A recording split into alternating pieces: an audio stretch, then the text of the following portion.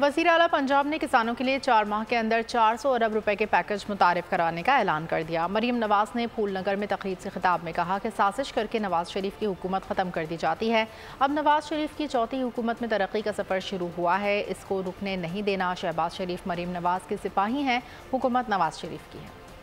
महीने में तो लोग अभी वादे कर रहे होते हैं कि हम ये कर देंगे, हम वो कर देंगे, तो फूलनगर वालों गवाह रहना कि 2 महीने के अंदर अंदर अल्लाह के फजल से मरियम नवाज ने आपका नया अस्पताल खड़ा कर दिया। 25 रुपए से 20 रुपए से रोटी अब 12, 14, 13 और 15 रुपए पे आ गई है माशाल्लाह। आप जानते हो ये क्यों? ये अचानक नहीं हो गया।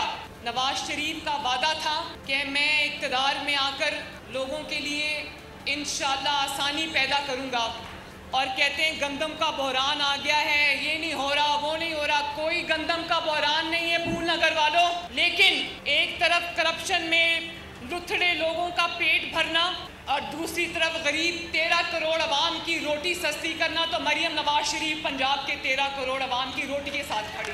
किसान की बड़े लोग बात करते हैं, ये मैं आज आपसे वादा करके जा रही हूँ, 4 महीने के अंदर अंदर हम 400 बिलियन का किसान के लिए पैकेज लेके आ रहे हैं।